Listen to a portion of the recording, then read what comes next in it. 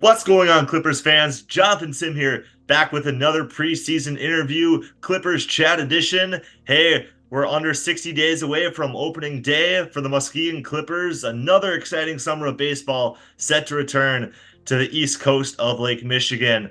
And tonight I'm joined by one of the specialties in the Clipper dugout with over 40 years of coaching experience at Shelby High School and going into his ninth year as assistant coach of the Clippers. But more importantly, he's a proud grandfather and parent himself. He is better known to the players as BW or B-Dub, but Brian Wright is here with us to talk preseason and this upcoming season's expectations for Clipper baseball. Coach Wright, how's it going today? And how Great. excited are you to run it back another summer in the Very beautiful excited. Very Muskegon, excited. Michigan? Excited to be able to talk to you. Good to see you again, Jonathan. I know I listened to some of your other ones you've been doing, and you do such a great job with them. But yeah, it's the juices are starting to get flowing a little bit. We are second week into the high school baseball season. We always seem like we get started a little later with the weather, but yeah, it's not that long before we'll be at the corner of Peck and Lake then about every night. Again, the countdown is active. Clippers fans, be sure to start buying your tickets now because it's high demand this year. So, Coach, my first question for you, and I kind of talked about it in the intro, and we did talk about it last year in the preseason video, but over 41 years of coaching experience at the high school level. You're an inductee, the '08 class for Michigan Baseball Hall of Fame. And what do you think is the most important aspect of coaching? Well, it's weird too. We were just talking to my players were asking me the other day, what year, and it's year 43 at Shelby.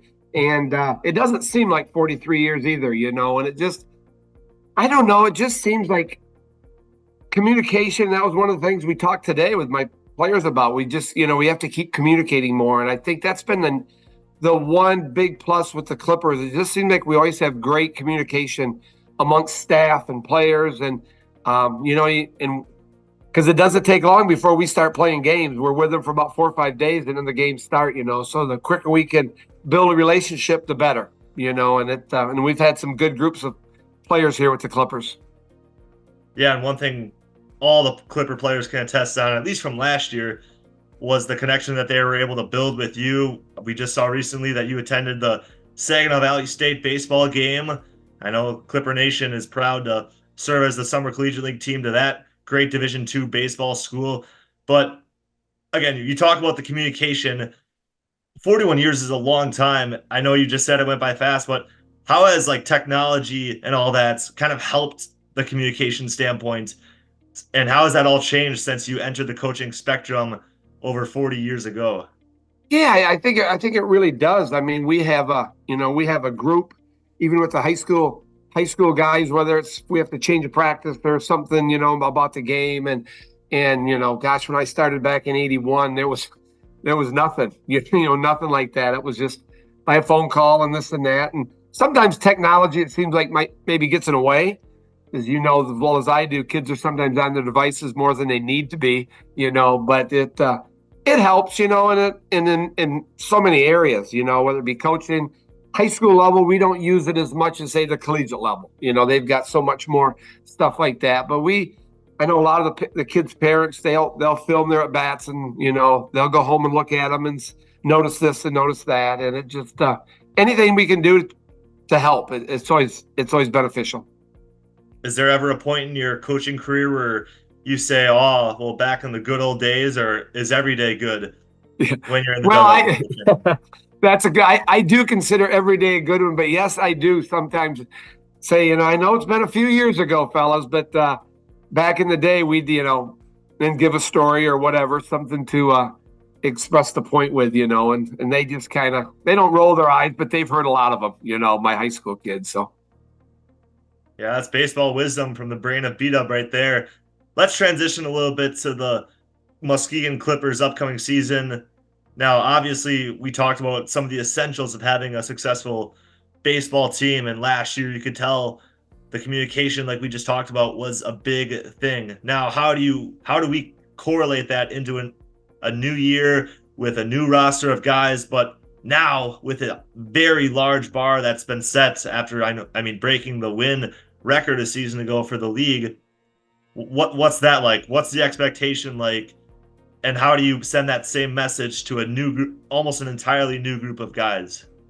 Well, and that's the neat thing about our head coach, Logan Fleener. You know, he will set that bar high, and it'll be something that we'll work every day for, and we should. You know, it does. Every year's different, and every group of players is different, and we certainly don't know a lot about them. We've been following their stats and their colleges, you know, and this and that, and we're excited to meet them, you know. But I think that's the way it should be here in Muskegon. That's what the fans expect. They expect a high level of baseball, and it'll start right from day one when we have usually we have about 4 preseason practices, and then we open up against the Lima Locos, and that's the neat thing though we can use last year with is, you know, there's been a bar set, and that's the standard that we don't know if we're going to meet that, but why shouldn't that be a goal every day that we go out there and we try to win every game, you know? And that's what Logan and the rest of the staff will be preaching every day.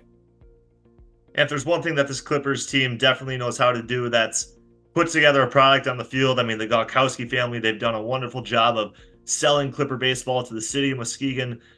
But ultimately, the wins and losses are majority happening from the general manager, Walt, and then you guys in the dugout, ultimately perfecting a craft and sending an army out for battle every day on the baseball field.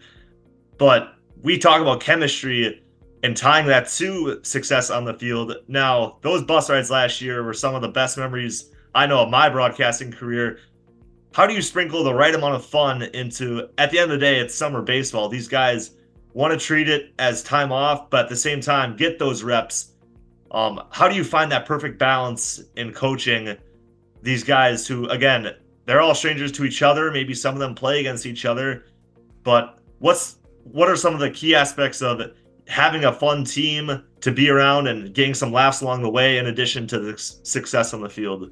Yeah, I think that's a great question, Jonathan. And we talk about that every year. You know, that term summer baseball, it kind of cringes when we hear that because yes, it is summer baseball, but for 8 weeks, you know, it's our gig, you know, and these guys are traveling in from all different states, and they're trying to hone their craft and they want to get better. They're being sent here, and we want to do everything we can to help them get better. And in the same token, the fans, when there's fans in the seats, they're looking at the scoreboard, and we're trying to win every game, whether we do or whether we don't. That effort, we expect that there every night, you know. And I think when the players know that and they believe that we're there for them, that's the main reason why we're there, to help them with their craft. It's just been the summers are great here, you know, with the fans and with the Gawkowski family and the coaching staff, Logan, and this year we've got Adam on as the pitching coach. We're really looking forward to another season. I got one final question for you, Coach. Now, this one can be as broad on a topic of baseball as you want it to be, but what's one record in the sport of baseball that you think will never, ever be broken? Oh, you're putting me right on a spot, aren't you, right away? I think there's quite a few records. You know, I think one that'll jump to my mind is I don't think the 56 game the hit streak's ever going to get broken. I don't know with the way the relief pitching. I mean, that's such an art. I mean, they might see the starting pitcher 3 times, and all of a sudden they're going to see 2 times, and maybe see 3 relievers or whatever, you know. And I just think that the hit streak could be a tough one to break, but there are a lot of them. Yeah, especially with how far technology has gone and being able to scout guys out and find the perfect pitch around whatever swing they're going to give. It's incredible how far technology has not only advanced stats, but advanced the performance on the field as well, when you can study all these very small, detailed, but yet important statistics out there. Exactly. So, well, Coach Beat-Up, thank you for your time today. Clipper Nation's looking forward to seeing you in the Muskegon Clipper dugouts. But for now, keep tearing it up and doing well at Shelby High School, where I'm sure they're proud and happy to have you representing them in Muskegon summer after summer. And we will see you all on June the 7th for opening day against the Lima Locos. Great talking to you, Jonathan. You take care. Thank you. You too.